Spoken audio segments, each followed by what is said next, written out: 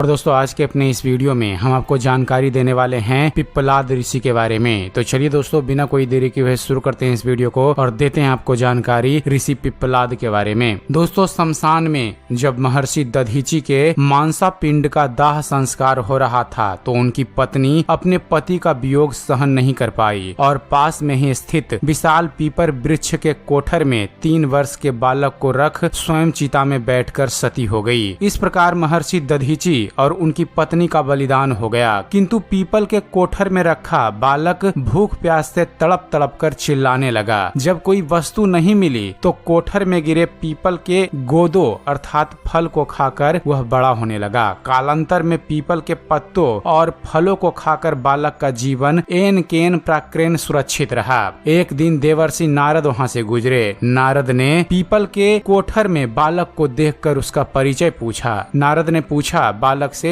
तुम कौन हो? तब बालक ने कहा यही तो मैं भी जानना चाहता हूँ। नारद ने पूछा तुम्हारे जनक कौन हैं? तब बालक ने उत्तर दिया यही तो मैं भी जानना चाहता हूँ। तब नारद ने ध्यान धर देखा। नारद ने आश्चर्यचकित होकर बताया कि हे बालक तुम महान ज्ञानी महर्षि दधीचि के पुत्र हो। तुम्हारे पिता की अस्थियां का वज्र बनाकर ही देवताओं ने असुरों पर विजय पाई थी। नारद ने बतलाया कि तुम्हारे पिता दधीचि की मृत्यु मात्र 31 साल की आयु में हो गई थी। तब बालक पूछता है मेरे पिता की अकाल मृत्यु का कारण क्या था? तब नारद जवाब देते हैं तुम्हारे पिता पर शनि देव की महादशा थी। तब बालक बोलते हैं मेरे ऊपर आई विपत्ति का कारण क्या था? तब नारद इसका जवाब देते हैं यह भी शनि देव की ही महादशा है। इतना कहकर देवर्षि नारद ने पीपल के पत्तों और गोंदों को खाकर जीने वाले बालक का नाम पिप्पलाद रखा और उसे दीक्षित किया। दोस्तों नारद जी के जाने के बाद बालक पिप्पलाद ने नारद के बताए अनुसार ब्रह्मा जी की घोर तपस्या कर उन्हें प्रसन्न किया। ब्रह्मा जी ने जब बालक पिप्पलाद से वर मांगने को कहा तो पिप्पलाद ने अपनी दृष्टि मात्र से किसी भी वस्तु को जलाने की शक्ति मांगी। ब्रह्मा जी से वर मिलने पर सर्वप्रथम पिप्पलाद ने शनि देव का आवाहन कर अपने सम्मुख प्रस्तुत किया और सामने पाकर आंखें खोलकर भस्म करना शुरू कर दिया। शनि देव सशरीर जलने लगे। ब्रह्मांड में कोलाहल मच गया। सूर्य पुत्र शनि की रक्षा में सारे देव विफल हो गए। सूर्य भी अपनी आंखों के सामने अपने पुत्र को जलता हुआ देखकर ब्रह्मा जी से बचाने हेतु विनय करने लगे। अंततः ब्रह्मा जी पिप्पलाद के सम्मुख पधारे और शनि देव को छोड़ने की बात कही, किंतु पिप्पलाद तैयार नहीं हुए। ब्रह्मा जी ने एक के बदले